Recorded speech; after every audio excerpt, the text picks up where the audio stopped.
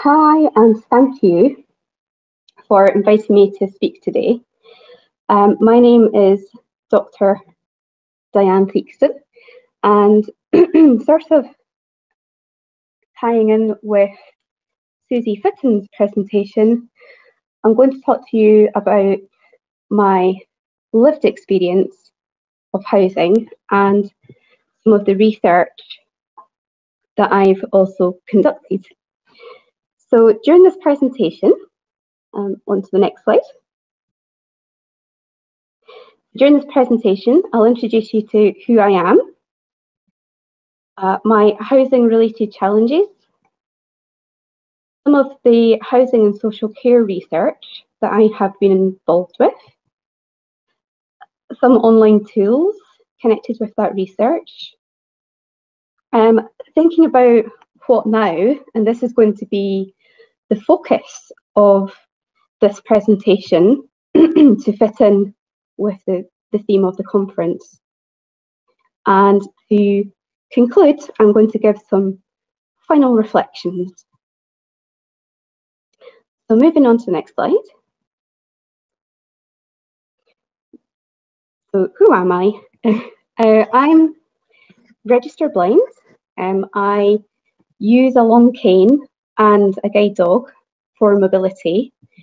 I've been registered blind since I was 5, and that's me just about reaching 38. So, I have been passionate about issues around independent living for many, many years. And in 2018, I did a PhD at the University of Stirling, which was about disabled people's access to independent living in Scotland and Norway. Alongside that, up until now, I've also got over 5 years experience of doing co-production research, and this has been in the areas of housing and social care mainly. From doing that research, especially last year, it inspired me to enroll on a course to qualify as a social worker. So that's what I'm working at the moment, as well as being interested in housing issues. And also training to be a community broker. Moving on to the next slide. I wanted to share a bit about my lived experience of housing, because I think this has really shaped my interest in research. So thinking about, I've lived in different locations across Scotland, so Edinburgh, Falkirk, Glasgow, Stirling, and along with that, different tenures. So I've lived in home ownership, private rented, and at the moment, mid-market rent.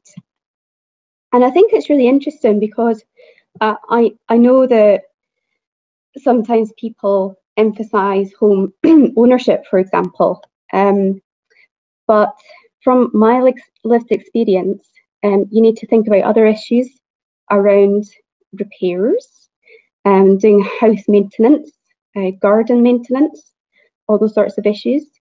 And sometimes that can actually be quite challenging. So I think that would probably be one of the benefits, if you like, of, well, that I'm finding at the moment of living in mid-market rent. I can just phone somebody else up and get them to deal with the problem. Also thinking about access to information. So lots of, leases to sign, or there's mortgage agreements. I tended to use somebody as a pair of eyes for all of those transactions. Viewings could also be really challenging. I remember travelling about as a single woman, looking at different properties for a private rent in Glasgow. And it did feel quite, I did feel quite vulnerable doing that without anybody to accompany me on viewings. Also thinking about public transport. So links to public transport are really important for myself, obviously with the guide dog and the cane. So thinking about where the nearest bus stops are, train stations, and all that accessibility as well. Pavement parking has been one of my bugbearers for years. I'm glad to say that legislation has recently changed, so that is now illegal in Scotland, and bins are now my top bugbear, because bins seem to take over the pavement, and quite often they push disabled people like myself into the road where it's not very safe to be. So I think we need to rethink how we do bins. Moving on to the next slide. So I'm not going to go into the research that I've done in any detail, mainly because Susie's done a wonderful job of introducing you to some of the key pieces of research and outlining what the main challenges are for disabled people in the housing. My main message would be with this slide is with the social care research that I did on Self-Directed Support Scotland, it's important to recognise that the different areas of independent living are all connected. So when I was doing the research on social care, housing issues came up, and vice versa. When I was doing research into housing, into accessible housing, lots of connections came up with social care. So they benefit each other. If somebody is able to access their house more, it means that they can possibly be less reliant on personal assistance coming in, for example.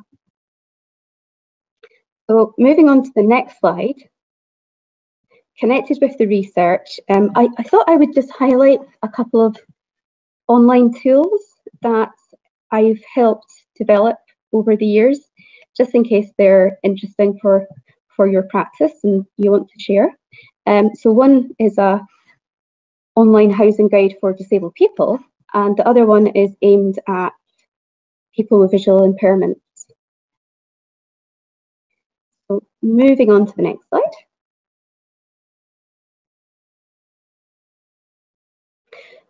What now? Now, this is the main emphasis of my presentation today. So thinking about all the research that has been done, we know what the challenges are. So the questions are, how do we put that learning and that knowledge into practice to take it forward in the future? So a couple of things that have happened since, for example, the Match Me research, which came out in 2019.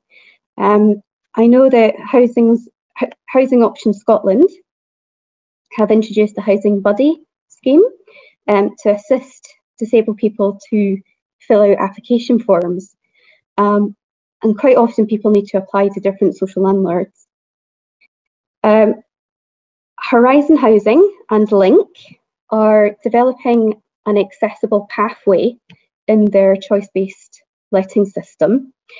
And this will enable people to set up alerts if they have a suitable property that becomes available for them to bid on. And also, it will enable the organisation to have control over making bids on suitable properties for people, if that's easier for them to do it that way as well. So I think choice-based lettings was definitely a strong theme that came out throughout all the research that I've done on housing, and I would suggest it's an area that we do need to look a bit more into around disabled people's access. Horizon Housing have also set up a new innovation group, which sounds really exciting. I'm really keen to see what happens here.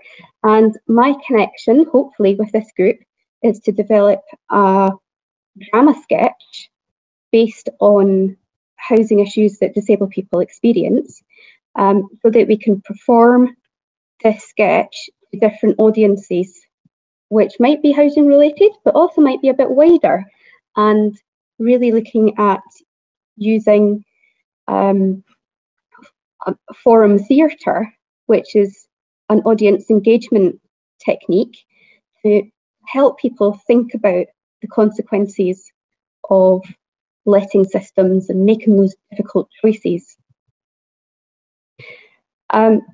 We've also got an impact survey, which unfortunately had to be put on pause last year because we went into lockdown.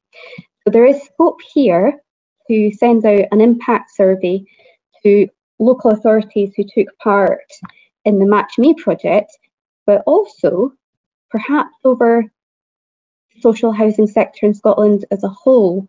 So that's another area that hopefully, once we're out of lockdown, we could maybe take this forward to find out what steps organisations have perhaps taken in relation to the research findings. On to my last slide. These are just some final reflections. So, as I've been saying all the way through this presentation, we know what the evidence is, we know what the challenges are, and now it's about putting action at the forefront of what we do. And I think today's conference is a really good platform to make those steps. Small steps that I've put here, small steps can lead to big change, and the more that we make small steps will accumulate, and then we'll make bigger changes, if that makes sense, as we go along. Sometimes it's not thinking too big. We can always work up to developing and progressing. Things like co-production. I think there's a lot of work that could go into there, but with small steps we can reach better co-production. And most importantly, just to finish on a co-production note, but most importantly, I think the key message is nothing about us without us. So putting disabled people into the decision-making processes, designing services, thinking about strategy, every step of the way, let's have disabled people involved in leading all these discussions and research for the future. So thank you very much for listening to about myself for 10 minutes and about some of the research that I've been involved with. And if you have